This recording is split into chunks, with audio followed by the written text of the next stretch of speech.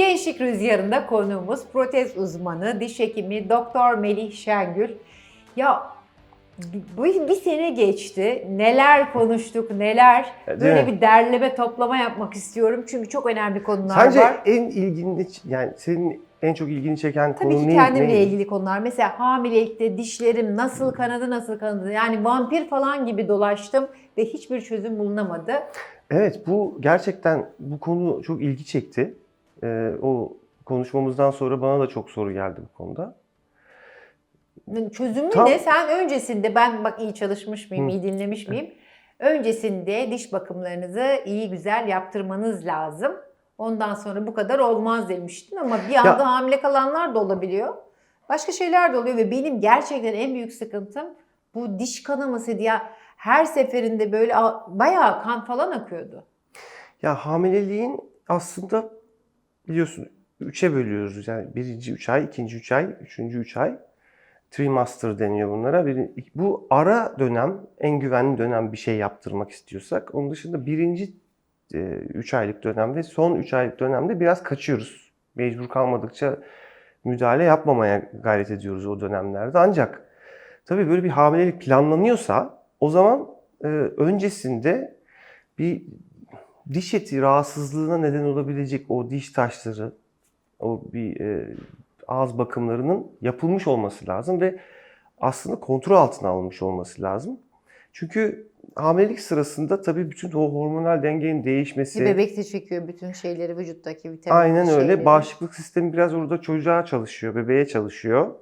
Ve bu oradaki bakteriler de kendilerine çok uygun ortam buluyorlar. Kötü bakteriler diyeyim. Uygun ortam buluyorlar. Orada rahatsızlık yaratmaya. Yani çocuklarda daha hızlı ilerler. Hamilelik döneminde diş eti rahatsızlıkları çok hızlı ilerler.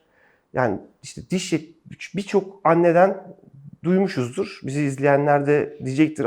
Aynı ben diyeceklerdir. Çünkü Derler ya, şöyle hep beraber yaşıyoruz bunu. ben işte ikinci çocuğuma hamileyken bütün dişlerimi kaybettim. İşte bütün o dişlerim sallanmaya başladı. İşte üçüncü hamileliğimde gibi. Aslında onun evveliyatı tabii burada önemli olan. O hamilelik döneminde hızlı bir bozulma oluyor ve hızlı bir şekilde o hastalık ilerliyor, rahatsızlık. Dolayısıyla öncesinde tedavi edilmesi çok önemli. O konu Yani enteresan bir dönem hamilelik. Bebekler senin vücudunda eksik olan bazı şeyleri tamamlarken, bir taraftan evet, kendilerine iyi evet, sağlam bir yuva hazırlarken, bir taraftan da öyle çok anneden besleniyorlar ki doğru. bir de ekstra çok bir şey alamıyorsun hamileyken. Öyle istediği gibi ilaç alamıyorsun, vitamin alamıyorsun, herhangi bir anestezi yaptıramıyorsun. Dediğin çok doğru. Ben bir de şeyden çok çekinmiştim. Amalgam dolgu, bu eski siyah dolgular var ya. Mesela onlar tehlike arz ediyor mu? Onların değiştirilmesi lazım gibi çok şeyler duyuyorum. Ya bu konuda çok tartışma var tabii amalgamın zararlı olup olmadığına dair. Bir kere ya estetik olarak çok hoş Hı görünmeyen hı. dolgular ve çok eski yani artık böyle 100 yıldır yapılan işler. Artık bunları yapmıyoruz zaten. Bunlar yapılmış olanlar da bir yandan uzun ömürlü oluyorlar. Çünkü içinde bir gümüş ve o civa içeriği birleştiği zaman amalgam meydana geliyor. Aslında amalgam olduktan sonra ağızda artık bunun zararlı olmadığı söyleniyor. İlk Ağır metal gibi bir şeyden bir bahsediyorsun yandan öyle, evet, yani. yani çok da böyle tercih edilen bir şeyler değil artık. Mevcut olanları konuşalım. Yani ağızda var diyelim. Varsa değiştirebiliriz yani. Küçük olanlar, küçük amalgam dolgular belki daha uzun ömürlü olabiliyorlar. Ancak artık büyük olan amalgam dolgular orada dişe yapışmıyor onlar. Onlar mekanik olarak sadece o boşluğu böyle tepilmiş, orada duran metal yapılar olduğu için üstüne gelen çiğneme kuvvetlerinden dolayı böyle yanlardan o dişin mevcut sağlam taraflarını da kırabiliyorlar. Dolayısıyla biz onları dişe bildiğin böyle yapışan ve bütün o dişin mevcut geri kalan dokusunu bir arada tutan şekilde restorasyonlar yapmayı tercih ediyoruz günümüzde. Hatta şöyle söyleyeyim, çok seveceksin bunu. Şöyle yapıyoruz mesela, diyelim amalgam dolguları var ve eskimiş, değişecek diyelim. Bu tabii çürük bir dişte de yaptığımız bir şey. Biz o amalgamları söküyoruz ya da çürüğü temizliyoruz.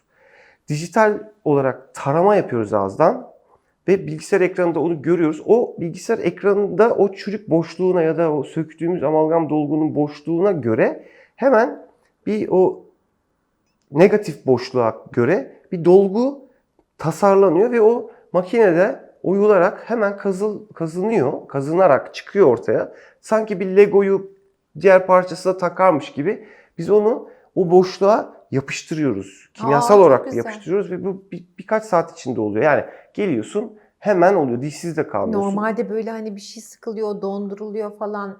Lazerle şey yapılıyor, O donduruyor. yöntemle yapıştırıyoruz bunları. Bunlar çok Çok daha daha parlak, pratik yani. çok daha böyle diş dokusuna Bütün benzer diş gibi malzemeler. duruyor, değil mi? Tabii. Ya ağız içerisinde yaptığımız dolgular da var tabii ki ama bunlar büyük madde kayıpları varsa dişte o zaman bunlara inlay-onlay restorasyonları deniyor. O eksik kalan dişin bu kaybedilmiş dokusunu tamamladığımız bir tasarım yapıyoruz.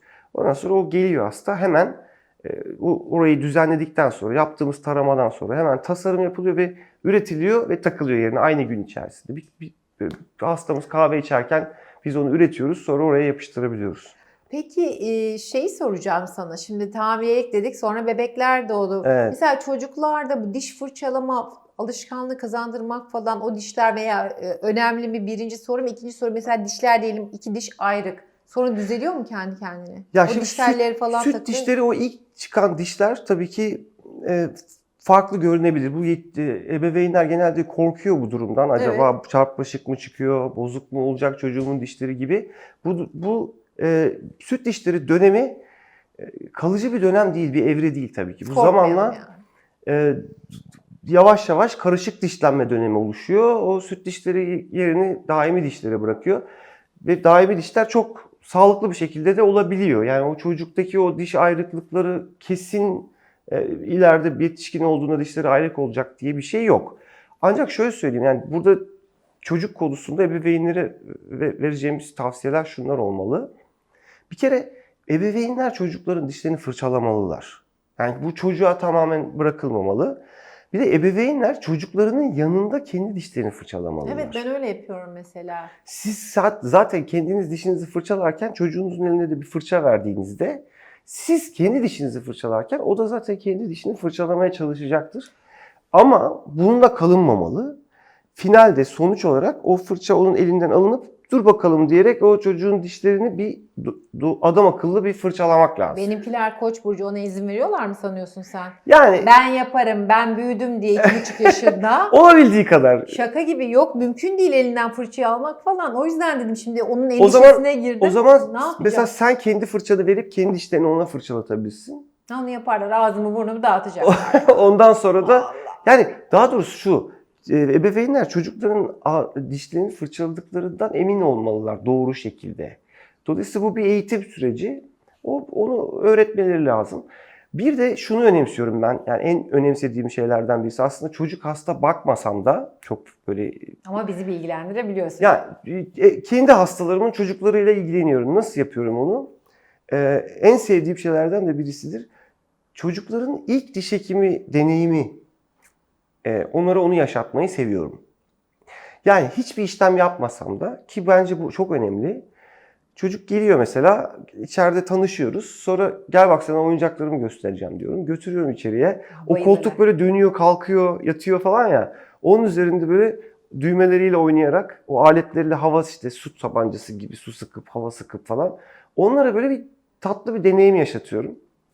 Ve bunu böyle başladığı zaman o çocuk işte bir süre sonra dişinde bir problem olduğu zaman, dişi sallandığı zaman hemen ebeveynlerine gidiyor. Beni Melih abiye götür işte. Bakar mısın?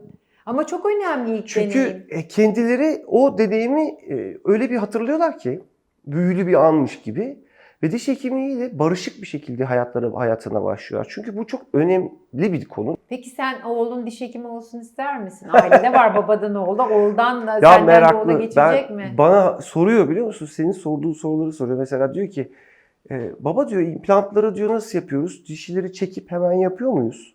Ay, görüyor, izliyor demek ki, bakar mısın? İzliyor. Adam olacak çocuk. Evet. Görünüyor, bakar mısın ya?